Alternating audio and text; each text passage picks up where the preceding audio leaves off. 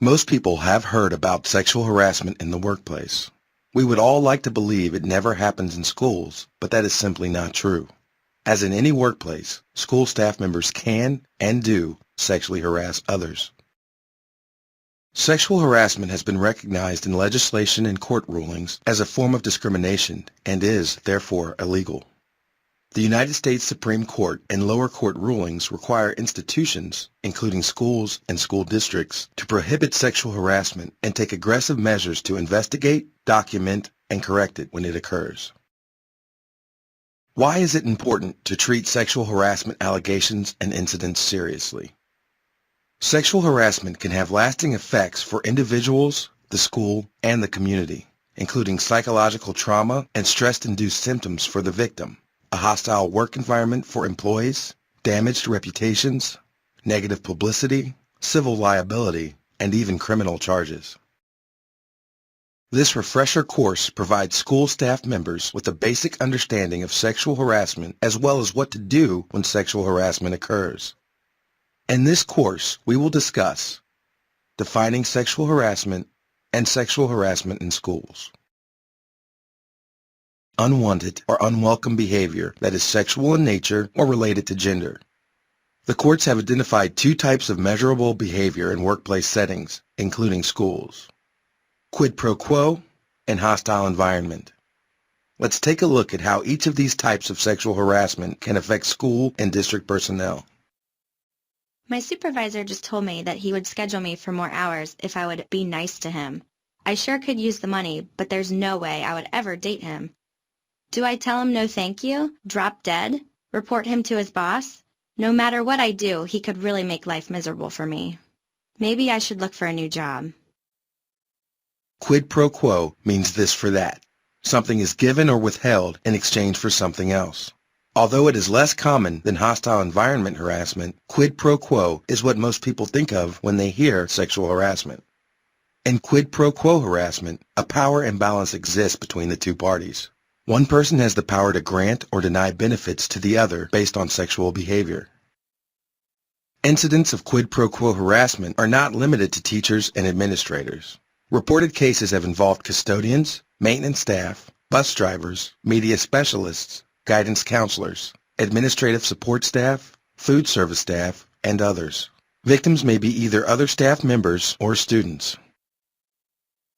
I keep getting emails and text messages calling me things I'd rather not repeat. Sometimes I even get supposedly funny jokes about girly men, and it's getting worse. Had the custodian made disgusting kissing sounds when I walk by. I'm afraid some students might have heard him. I told the assistant principal what's been going on, but she said it was no big deal and that I should toughen up and not let it bother me. Well, it is a big deal to me. In a hostile environment, unwanted sexual or gender-based behaviors create an intimidating, hostile, or offensive environment. It can have either the purpose or effect of substantially interfering with a person's education or employment. A common example these days is sending offensive emails or text messages. Even though some might perceive the content as humorous, this is behavior that could be considered hostile. There are some similarities between quid pro quo and hostile environment harassment. Both can occur at all levels of an organization. Both are illegal. Schools and districts must take action to prevent, investigate, and remediate both types of harassment. Both can involve males harassing females or other males, and females harassing males or other females. Offensive behaviors that contribute to a hostile environment can have devastating effects, not only on individuals in the school, but the district as a whole. Let's look at some of the behaviors that can be considered sexual harassment: verbal, nonverbal, and physical. Examples of verbal sexual harassment include threats or bribes for unwanted sexual activity, sexual or derogatory comments and innuendos, sexual jokes or rumors, sexually suggestive sounds, offensive graffiti, spreading rumors, letters, notes, telephone calls, and other materials of a sexual nature, and offensive emails, text messages, videos, and postings on social media websites. Examples of nonverbal sexual harassment include ogling or leering, pointing or winking, sexually suggestive gestures, facial expressions, or bodily movement, and humiliating or degrading images of a sexual nature, including clandestine or altered digital photos or video clips. Physical sexual harassment may involve actions such as touching, groping, patting, pinching, stroking, squeezing, tickling, or brushing against someone, snapping a female's bra, pulling down someone's pants or shorts, or flipping up or reaching under a skirt, and attempting or accomplishing a sexual assault, which is also a crime. I was talking with a friend of mine who has been teaching for 40 years. She remembers what she calls the bad old days. She once complained about sexual harassment by a colleague, but her complaint was ignored. In fact, she even got a reputation as a troublemaker and eventually quit. It just wasn't right. If something like that happened today, things would be handled differently, wouldn't they? Your school district is required to have anti-harassment policies and procedures that reflect your state's laws as part of your district's policies.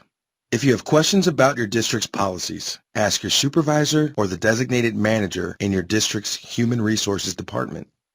The legal standard for civil liability in a case involving sexual harassment may find the school liable if school personnel have actual knowledge of the sexual harassment and fail to act and display deliberate indifference. You should know your district's policy on sexual harassment, including how and where to report an incident. If you have been sexually harassed, report the situation by carefully following the procedures described in your district's anti-harassment policy. If you know that another person is being sexually harassed, report it according to your district policy. If you believe that another person may have been sexually harassed, report it according to your district policy. Once you have reported a case of sexual harassment, the district official will document details regarding the incident and promptly investigate the complaint according to district policy. This ensures a safe resolution for everyone. If any sexual harassment of a student reaches the level of child abuse or molestation, school staff are required by law to report it to the police or social services agency. This is an absolute duty, not a decision to be considered. Cyber harassment is a form of hostile environment sexual harassment. It is experiencing rapid growth in schools. Among the weapons of cyber harassment are voice messages, emails, text messages, instant messages, photo images, videos, polling websites, and social networking and personal web pages. These tools provide a means to inflict immediate, devastating harm on the victim. The messages and images can spread virally, and there is no taking them back once they are online. Your school's policy on sexual harassment applies to cyber harassment as well. Sexual harassment is sexual harassment, whether it happens in person or through electronic communications. Although some legal issues involving cyber harassment are still to be resolved by the courts, sexual harassment of a coworker at work is always a violation of school policy. The best place to seek guidance is from the person designated by your school or district to handle reports of sexual harassment. Could an investigation find the employee falsely accused? Yes. School officials must take allegations seriously and investigate fairly. The district is required to conduct a prompt and unbiased investigation to ensure that the rights of both the accuser and the accused are respected. A school staff member who knowingly files a false report of sexual harassment may face disciplinary action and other consequences. This course provided school staff members with a review of information about sexual harassment in schools. Additional resources for school staff are available from the following sources: the U.S. Equal Employment Opportunity Commission, the Society for Human Resource Management, books, magazines, newsletters, and study guides, and the Department of Fair Employment and Housing's Discrimination and Harassment in Employment are Prohibited by Law fact sheet.